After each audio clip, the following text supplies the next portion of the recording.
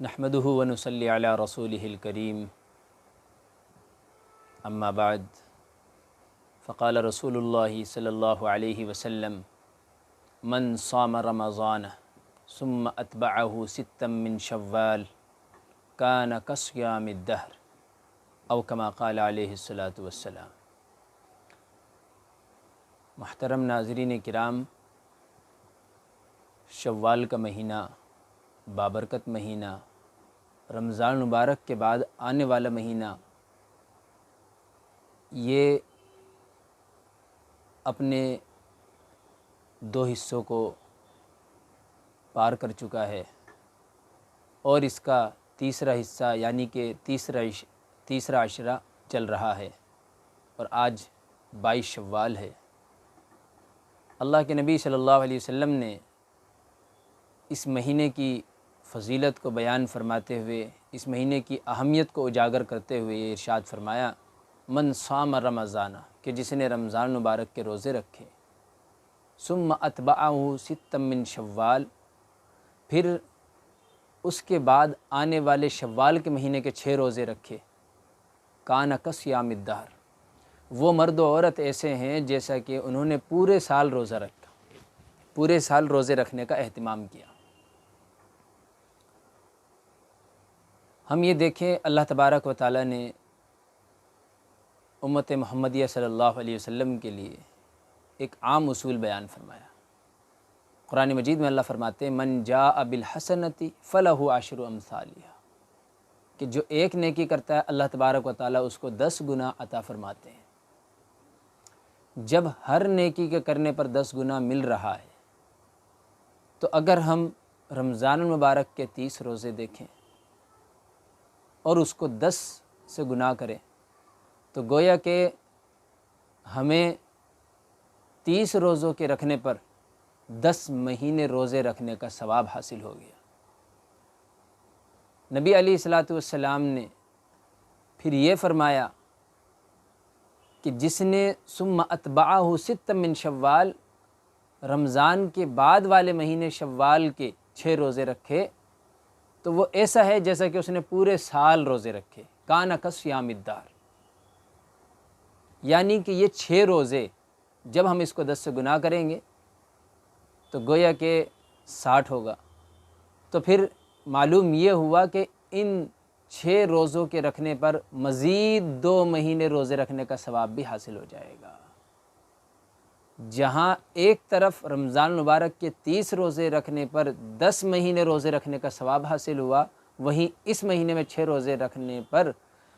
ہمیں مزید 2 مہینے روزے رکھنے کا ثواب اور حاصل ہو جائے گا۔ اس طرح سے پورے سال روزے رکھنے کا ثواب ہمارے حق میں لکھا جائے گا۔ الحمدللہ بہت سے لوگ ایسے ہیں، خاص طور سے ہمارے یہاں ہم دیکھتے ہیں کہ گھر کی عورتوں میں اس کا بڑا اہتمام ہوتا ہے اور گھر میں جو ہیں عورتیں ان روزوں کے رکھنے کا اہتمام کرتی ہیں۔ مردوں کو بھی چاہیے کہ وہ ان روزوں کے رکھنے کا خاص اہتمام کریں اور پورے ہی سال روزے رکھنے والوں میں شامل ہو جائیں۔ ساتھ ہی اللہ کے نبی صلی اللہ علیہ وسلم کی ہم عادت مبارکہ اور عادت شریفہ پر نظر ڈالیں تو آپ صلی اللہ علیہ وسلم رمضان المبارک کے فرض روزوں کے علاوہ پورے ہی سال کچھ مخصوص ایام میں روزے رکھتے نظر آتے ہیں۔ ہمیں بھی چاہیے کہ ہم اپنی صحت، اپنی تندرستی کی حفاظت کے لیے اور اسی طرح سے اپنی صحت اور تندرستی کو برقرار رکھنے کے لیے اور بہت ساری بیماریوں سے چھٹکارا پانے کے لیے، بہت ساری بیماریوں سے نجات پانے کے لیے ہمیں چاہیے کہ ہم اللہ کے نبی صلی اللہ علیہ وسلم کے طرز زندگی کو اختیار کریں۔ آپ صلی اللہ علیہ وسلم کا معمول تھا، آپ صلی اللہ علیہ وسلم ہر مہینے 3 روزے رکھنے کا اہتمام فرماتے تھے، یعنی ایام بیض کے روزے رکھتے تھے۔ یہ بیض جو ہے بیضن سے بنا ہے اور اس کے معنی سفیدی کے آتے ہیں، یعنی وہ دن کہ جن دنوں میں دن تو روشن ہوتا ہی ہے، رات بھی روشن ہوتی ہے، یعنی مکمل چاندنی رات ہوتی ہے، چاند پورا آسمان پر کھل کر آتا ہے، تو 13ویں، 14ویں اور 15ویں یہ 3 تاریخیں ہیں جو ایام بیس کہلاتی ہیں، اور اللہ کے نبی صلی اللہ علیہ وسلم ان 3 تاریخوں میں روزے رکھنے کا اہتمام فرماتے تھے۔ اسی طرح سے اگر ہم دیکھیں رمضان مبارک کے روزے فرض ہونے سے پہلے یہ ایام بیس کے روزے فرضیت کے درجے میں آتے تھے، جن کا آپ صلی اللہ علیہ وسلم اہتمام فرماتے تھے۔ ان کی اہمیت کو برقرار رکھتے ہوئے نبی علیہ الصلاۃ والسلام نے بعد میں بھی اس کا اہتمام فرمایا جب رمضان مبارک کے روزے فرض ہو گئے۔ تو ہمیں بھی چاہیے کہ ہم بھی ان روزوں کو وہی درجہ دیں جو ہمارے نبی صلی اللہ علیہ وسلم نے ان روزوں کو درجہ عطا فرمایا ہے۔ ہم بھی ان روزوں کے رکھنے کا اہتمام کیا کریں۔ اگر یہ نہ ہو سکے تو کم از کم نبی علیہ الصلاۃ والسلام کا دوسرا طریقہ یہ ہوتا تھا کہ آپ ہر ہفتے 1 سے 2 روزے رکھنے کا اہتمام فرماتے تھے، ایک پیر کے دن، منڈے والے دن، اور ایک جمعرات کے دن، تھرسڈے۔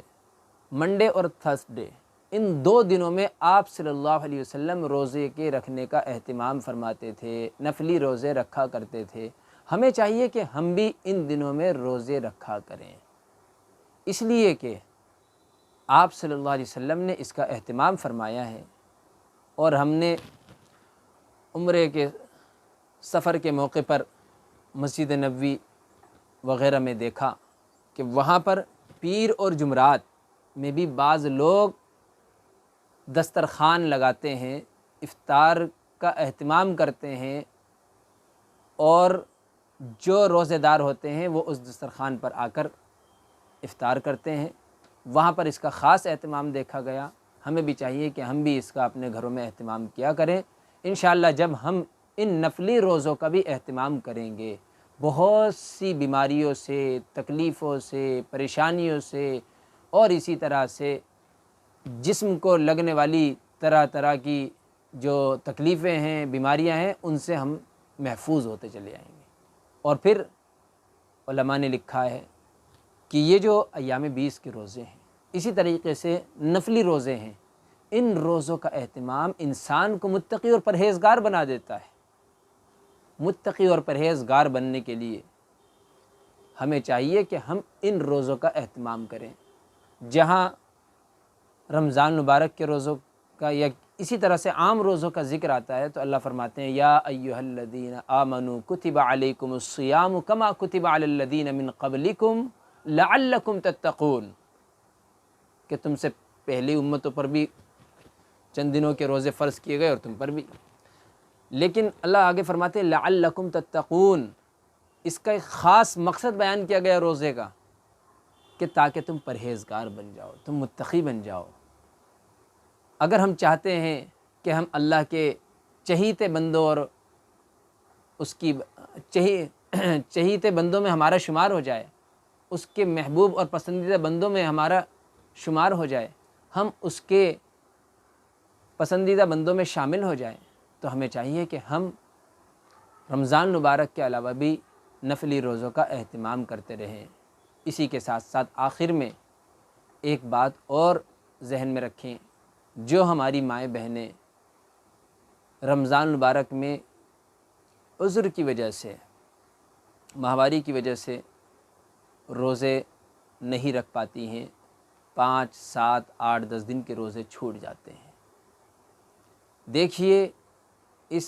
ماہواری میں اللہ تبارک و تعالیٰ نے نماز تو معاف فرمائی ہے لیکن روزہ معاف نہیں فرمایا ہے۔ اب جو روزے رمضان مبارک میں چونکہ فرض روزے ہیں جو چھوٹ گئے ہیں یا چھوٹ جاتے ہیں، ان کا رمضان کے بعد کے دنوں میں رکھنا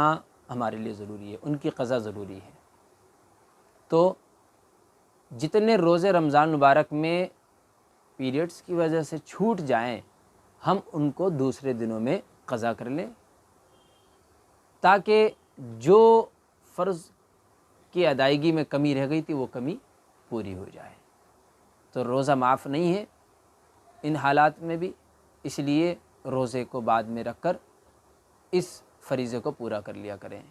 اللہ تبارک و تعالی ہم سب کو عمل کی توفیق نصیب فرمائیں۔ وآخر دعوانا ان الحمد للہ رب العالمین۔